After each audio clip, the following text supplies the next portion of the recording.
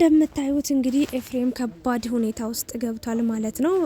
ኤደንም እንግዲህ መልስ እንዲሰጠኝ እፈልጋለሁ፣ ከቤዛ ጋር ያለውን ነገር እንዲያስረዳኝ እፈልጋለሁ። ልቤን ሰብረዋል፣ ሳምነ ከድተኛል፣ ዋሽተኛል፣ ተከድቻለሁ እያለች ትገኛለች። ቤዛም ደግሞ እንግዲህ ከአኗር ጋር ተገናኝታ እኔ ኤፍሬምን ነው የምፈልገው፣ ብዙ ያልጨረስናቸው ነገሮች ያላወራናቸው ነገሮች አሉ፣ ስለዚህ እንዲያወራኝ እፈልጋለሁ እያለች ትገኛለች ማለት ነው።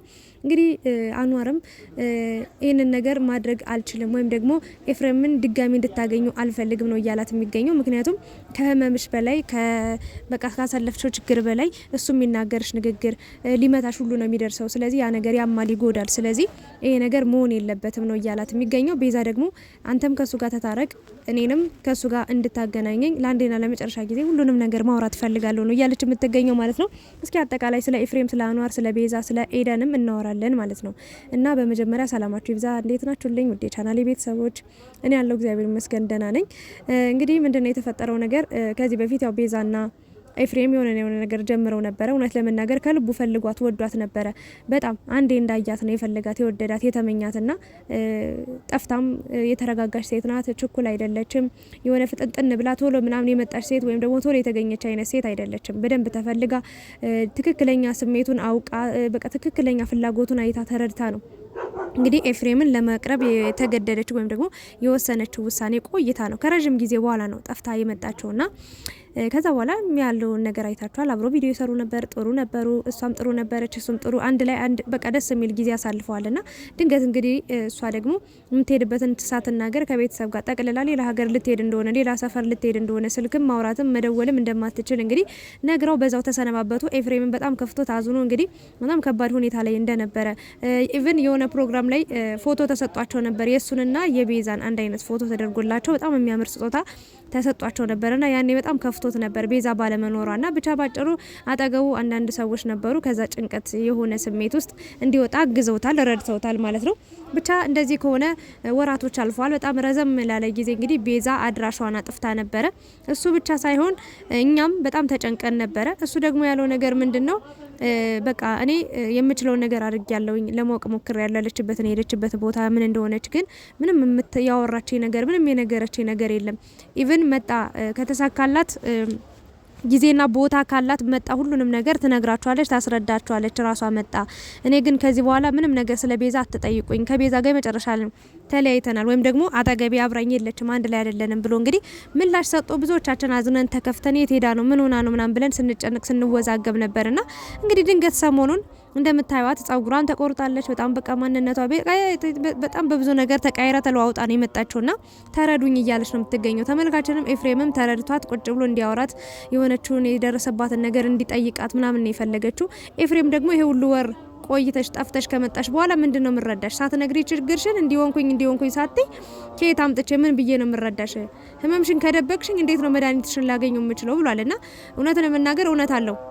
ቤዛም እኔ ተናግሬያለሁ። አሁን እየፈረድኩባት ነው። መፍረድ ባልችልም ግን ያለችበት ሁኔታ ምናምን ብረዳም ባውቅም ግን ደግሞ እቺ ልጅ መናገር አለባት ወይም ደግሞ እሱም የማወቅ መብት አለው። ጓደኛው ይወዳታል፣ ያከብራታል፣ ይፈልጋታል ምናምን ነገር ግን እንደ ድንገት ጠፍታ ለወራት አንድ ቀን አይደለም የጠፋችው ልጅ 2 ወር አይደለም 5 ወር አይደለም ከ6 ከ7 ወር በላይ ነው ጠፍታ የቆየችውና ይሄ ልጅ ምን ሊያስብ ይችላል? ምን ሊሰማው ይችላል? የማስረዳት ግዴታ አለባት። እንደ እውነቱ እንነጋገር ከተባለ ግን አሁን ላይም ጊዜ ስጡኝ ነው እያለች የምትገኘው። እሱ ደግሞ ምንም የምሰጠው ጊዜ የለኝም ነው እያላት የሚገኘው። ብቻ ግን ያው ብታወሩ የተሻለ ነው ብዬ ነው የማስበው። ቤዛ ደግሞ የምትወጁ ከሆነ የምታፈቅሪው ከሆነ ሌላ ውሳኔ ወስኖ የማይሆን መንገድ ውስጥ ከገባ በኋላ እየየ ወይኔ ምናምን ሬ ብታለቅሽ ምናምን ማትመልሹ ነገር ሊኖር ይችላልና አሁን ቁጭ ብለሽ የማስረጃ ጊዜሽ ዛሬ ነውና ቁጭ ብለሽ አስረጁ፣ እውነታውን ይወቅ ነው የምለው። ይህንን ነገር ነው ልመክርሽ የምችለው። እንደምትፈልጊው ያስታውቃል፣ እሱም እንደሚፈልግሽ ያስታውቃል። ትፈላለጋላችሁ ሁለታችሁም እና ለመገናኘት ሞክሩ። እውነታውን ተናገሪ፣ ይረዳሽ እላለሁኝ። ሌላው ደግሞ ኤደን መጣ ዛሬ እንግዲህ እሪ እያለች ትገኛለች። ከድቶኛል፣ ዋሽቶኛል፣ እንደዚህ አድርጎኛል፣ ጎርቶኛል፣ በጥሶኛል፣ ቀንጥሶኛል እያለች ነው የመጣችውና እኔ ለኤደን መልእክት ላስተላልፍላችሁ። ዛሬ ላይ መጣሽ ስለ እንትና ማውራት አይጠበቅብሽም ስለ ቤዛ። ምክንያቱም ታውቂያለሽ ሲጀመር ታሪኩን አውቀሽ አይደል እንደ ገባሹ። መጀመሪያ መጣሽ እኮ የፍቅር ጥያቄ ያቀረብሽለት ራስሽ ነሽ አይደል? ይሄ ልጅ ምንም የሚያውቀው ነገር የለም። ከቤዛ ጋር ጥሩ ያልሆነ ሁኔታ ውስጥ ነበረ፣ ሄዳ ነበር ትታው። በዛ ላይ በጣም ትምጣ የሚያውቀው ታሪክ የለም። ዝም ብሎ እየኖረ ባለበት ሰዓት አስጨንቀሽው አስጨንቀሽው ኢቭን ፍቅር አልጫወትም ወይም ደግሞ ፍቅረኛ የሆነ ምናምን ብዬ አላስቸግርም ብቻ ዝም ብለን ኖርማል ጓደኛ ነው ብለሽው መጣ አይደለ? በጣም አስጨንቀሽው አብሮሽ ሆነ። ዛሬ ላይ ከቤዛ ጋር እንደዚህ ሆነ እንደዛ ሆነ ሳትነግረኝ ሳታስረዳኝ ምናምን ማለት የለብሽም። ሲጀመርም አንድ ነገር ልንገራችሁ፣ በግድ አንድ ነገር የኔ ካልሆነ ብለን መድረቅ የለብንም። ኤዱዬ ጥሩ ሰው ነሽ። ማፍቀር ኃጢአት አይደለም፣ እንደውም ጸጋ ነው። ማፍቀር መፈቀርም ጸጋ ነው። ማፍቀርሽ ጥሩ ነገር ነው። ስሜትሽን አውጥተሽ መናገር መቻልሽ ኮንፊደንስሽ የሚያሳይ ነገር ነው። ጥሩ ነገር ነው። ግን እስከ መቼ ነው እስከ እንደዛ ፊት እየነሳሽ? አንዳንዴ እኮ የምንወዳቸውን ስንከተል የሚወዱን እናጣለን የሚባለው በጣም ትክክል ነገር ነው። እስከ ጥግ ድረስ እየፈለግሽው እስከ ጥግ ድረስ እያሰብሽለት እየተንከባከብሽው እሱ ቼክም ማያረግሽም አይተሻል አይደል? ስለዚህ የማይወድሽን ሰው በመፈለግ የማይፈልግሽን ሰው በመፈለግ ብዙ ነገሮችን እያደረግሽ ጊዜሽን ከምታጠፊ ከምታባክኝ ወደ ራስሽ ተመልሰሽ ቀስ ብለሽ ብታስቢ የተሻለ ነው ብዬ ነው የማስበው። ምክንያቱም አሁን ቤዛ ስትመጣ አይደለም የተቀያየረብሽ መጀመሪያም ያንቺ ያልሆነ ሰው ነው ለኔ በግድ ካልሆነ ብለሽ እንግዲህ ልጁም በቃ ቤዛ መሄደች መሰለው ምናልባት እስኪ ወጥሩ ይሆን ብሎ ጀመረው ካንቺ ጋር። ግን የሆነ ሰዓት ላይ በቃ ሁለታችሁ አለመግባባት ተፈጠረ ቤዛ ከመምጣቷ በፊት ነው። ስለዚህ ቤዛ እንድታስረዳኝ እፈልጋለሁ። ኤፍሬም ስልክ እያወራልኝ እያናገረኝ ያነሳልኝ ስላልሆነ ምናምን ብለሻልና እዚህ ጋር ቤዛ ምንም የሚመለከታት ነገር የለም። አታቅሽም፣ አታቂያትም። አንቺም ብለሻል አላቃትም፣ አታቀኝም ብለሻል። ስለዚህ ምንም ላንቺ የመመለስ ግዴታ ምንም የለባትም። ሲጀመር አንቺ እሷን የማግኘት መብትም የለሽም። ምንም ማስረዳት ካለበትም መጨረስ ካለብሽም ከኤፍሬም ጋር እንጂ መጨረስ ያለብሽ እህቴ። በዚህ ልክ የራሷ እስከ በቂ በላይ ሌላ ብዙ ችግሮች አሉባት። በግልም ሆነ ከኤፍሬም ጋር ያለባት ብዙ ነገር አለ። ስለዚህ የራሷን ችግር ራሷ ትቻል ወይም ደግሞ ያላት ችግር በቂ ነው። አንቺም ሄደሽ መጨመር የለብሽም። አሳዝነሽኛል እንደ ሴት። ምክንያቱም እየፈለግሽው እየወደድሽው የማይወድሽን ሰው ነው የወደድሽው፣ የማይፈልግሽን ሰው ነው የፈለግሽው። በቃ አላውቅም፣ ከባድ ስሜት ነው ያለሽበት ሁኔታ እረዳሻለሁ፣ ይገባኛል።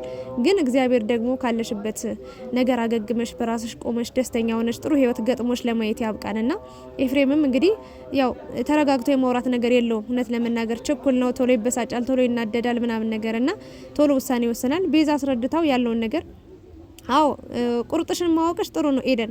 ነውም ይሆናልም አይሆንም ይቀጥላልም አይቀጥልም ብሎ ቢነግርሽ ላንቺ ትልቅ ረፍት ነው። ይሄ ግልጽ ነገር ነው። ግን መጎዳት የለብሽም። እስከዚህ ማለት የሰው የማይፈልግሽን ሰው በመፈለግ ጊዜሽንም ልብሽንም በቃ ስራሽንም አታባክኝ ነው ልል የምችለውና ቆንጆ ነሽ። ምንም የሚወጣልሽ ነገር የለም። በራስሽ በደንብ እየሰራሽ ነው። ከኤፍሬም ጋር መስራት ከጀመርሽ ጀምሮ ዩቲዩብሽም አድጓል። ጥሩ ደረጃ ላይ ደርሰሻል። ከዚህ በላይም ከፍ ብለሽ ለማየት ያብቃን። ከባድ ነው አውቃለሁ። የምትወዱ ሰው ሳይወድሽ ሲቀር፣ የምትፈልጊው ሰው ሳይፈልግሽ ሲቀር፣ የምታቀርቢው ሰው ሲገፋሽ ብዙ ነገሮች አሉ። ግን ደግሞ ካልሆነ ደግሞ በግድ የኔ ካልሆነ ብለን ደግሞ የሰውን ህይወት የሰውን እንጀራ የኔ ካልሆነ ብለን እንትን ማለት በቃ ፈጣሪ ጋር መጣላት ነው ብዬ ነው የማስበው። ኤፍሬም እውነታውን ያስረዳሽ እውነት ነው ቁጭ ብሎ ግን ግልጽ ነው በቃ አንቺን ማውራት አለመፈለጉ ምናምን በቤዛ አሁን በቤዛ የምታሳብቢው ነገር የለም። ቤዛ ምንም አይነት ጥፋት የለባትም። እዚህ ጋር የራሷ ብዙ ችግሮች አሉባትና ቤዛን ተያት ለማለት ወዳለሁ። እንግዲህ ደግሞ ነገ ደግሞ የሚሆነውን ነገር የምንሰማ ይሆናል። ፈጣሪ እንግዲህ ሰላሙን ያሰማን። ጥሩ ነገሩ እኔ ኤፍሬምና ቤዛ ቢመለሱ በጣም ደስ ይለኛል። አንድ ላይ ቢሆኑ ጥሩ ነገር ቢያሳልፉ በቃ የነበሩት ነገር ስለሆነ ብዙ የሄዱበት መንገድ አለ፣ ብዙ የተጓዙት መንገድ አለና አንድ ላይ ቢሆኑ እነሱ ናቸው ጥሩ ብዬ የማስበውና ኤደንም ደግሞ የሚወድሽን ይስጥሽ። ባጭሩ የምትወዱን ስትከታይ እንደዚህ ጊዜሽን ምን ከምታባክኝ የሚወድሽን ሰው አግኝተሽ በቃ ጥሩ ህይወት ብትኖሪ ነው የምመኝልሽ። እና አፍቅሮ መፈቀር መታደል ነው። በቃ ያፈቀርነው ሰው ቢያፈቅረን መልሶ ትልቅ መታደል በረከት ጸጋ ነው። ግን አንዳንዴ ደግሞ ላይሆን ይችላልና ኤዱዬ ምናልባት የህይወት ያጋጠመሽ ላንቺ ይሆናልና ከብዙ በጥቂቶቹ እንግዲህ እንደዚህ አይነት ህይወት ያሳልፋሉ። ብቻ ራስሽን ጠብቂ፣ ወደ ራስሽ ተመለሽ፣ አታልቅሽ፣ አትተክዢ፣ አንገትሽን አትድፊ፣ ቀና በይ። ማፍቀር ጸጋ ነው። ፈጣሪ ላንቺ ያለውን ህይወት እንዲሰጥሽ እመኛለሁ። ይሄ ነው ሀሳቤ። አመሰግናለሁ። ላይክ፣ ሼር፣ ሰብስክራይብ ማድረጋችሁን እንዳረሱ ወዳችኋለሁ።